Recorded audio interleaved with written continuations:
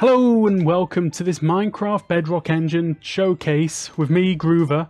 Bit of a mouthful there. We've got for you today what I believe to be the fastest Enderman XP farm available for Bedrock Edition or Bedrock Engine, and that includes Pocket Edition, Windows 10, and all of that other stuff that's going on with the Bedrock Engine, or the Better Together update as they prefer to call it. Now, as you can see behind me, the Endermen just keep on dropping. We're getting really nice rates on this. We're getting lots and lots of Endermen coming down. So let's go up and have a little look at what's going on here. So what we've got here is a pretty standard setup with an Endermite down here in the minecart, and that is in the line of sight for the Enderman, and that means that they see it, they run into the middle there, and they drop down into the chute. Now this will actually run up to we've got 200 Endermen in this area, or 199, because we've got the extra Endermite which is taking up a little bit more of the mob cap. Okay, so obviously getting the 200 Endermen down in the bottom there is pretty good, and it takes around about 2 to 3 minutes for the full cap to fill up. If you're AFK in the right spot down there, then it doesn't take that long for the 200 to fill up pretty quickly. And you can see them all bopping away down there. Now, let's actually have a look at how this is working, because this is just the end point for the Enderman.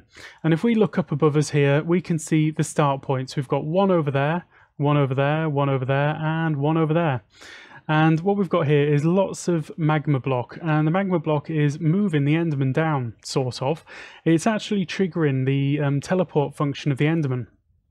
Okay, from here you can see some Endermen popping around, and what's happening is when their teleport gets triggered, they do a check in 16 blocks in each direction around them in a great big cube, so that becomes a 32 by 32 by 32 cube in the area around them, and if they find a spot to teleport to, they will teleport to it. However, if they find a spot that hasn't got a valid place, it will look down to the next spot that does. So if an Enderman teleports down here, it's looking out here, it maybe finds a spot in the middle of the air right up here, and it doesn't find a spot to actually teleport to there, so it looks down to the next spot below it that's available, and that is down there. Now the question is, why aren't the Endermen teleporting back up?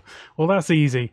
That is because this layer is 17 above this layer, so they can't actually teleport back up. So when they teleport down, it's a one-way process. They teleport down onto the next level below, and they keep going down, down, down, down, till they get to the middle there, and then the Endermite gathers them all up into the middle. Now all of this is chunk aligned, and it's all been designed with the idea of the mob mechanics we recently learned in mind. So basically you've got a density check for a 9x9 around each chunk, and the idea is that is my main spawning chunk, and that is 4 chunks away from this one, so they're separated. These have all got different density caps, and then I've got this one in the middle. So what I'm doing is I'm moving them out of one density cap into this middle one.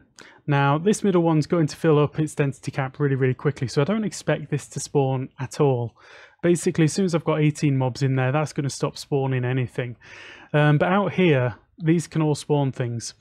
Now, you might wonder, why not doing a great big ring all the way around? Now, the problem is, if you do it that way, then you're going to get some areas between these two where one mob will count towards both density caps, which is the problem. So if we keep it separate like this, we're keeping all the density caps separate. As soon as they get from there all the way to there, they release from that cap and are added to this one. And same for all of those. Now, as you can see, I've got lots of layers over here, and the main point with that is you've got the surface spawns and the cave spawns. Now, according to the wiki, the surface spawns in the end is 10 on the surface and 8 in caves. So we get 18, so we get a slightly higher density cap in the end. So with the 4 separate density caps, we can actually get a reasonable rate on this farm. Again, it's not like a Java farm. A Java farm is much more simple, and you'd have far fewer problems with a Java farm than this one. But nevertheless, if you want the fastest farm currently available to gather your ender pearls, then this is probably the one that you want.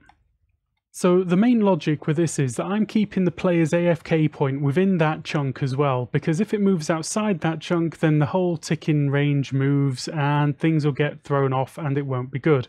So if the player stays in this chunk, then we're going to get good rates down here, and we're going to get lots of ender pearls and lots of XP. Okay guys, that is all that I've got to show you for today, and really this is just talking more about how the spawn mechanics work and actually using them to our advantage and using the Enderman's teleport thing to our advantage as well, so we can actually get the Enderman to just put themselves in the tube basically, which is absolutely great. That's what we really love. There is a lot of resources involved in this, but if you are interested in actually making this build, I'm going to put world download down in the description. Just a simple little thing for you to have a look at, have a play with, and if you feel like it, maybe even bump up the rates. I've got a few ideas to bump up the rates on this, but I think for now this is all that I want to do. Okay, so that is it. Thank you very much for watching. I hope you enjoyed this. If you did, please do leave a like. And if you want to see some more, drop me a subscribe. And if you've got any questions, drop me a comment. I love the comments. I read all of them all the time. And it really makes a difference to me. It helps me learn, helps you learn. It's great. Okay, so finally, thank you very much. And I hope to see you again soon. Goodbye.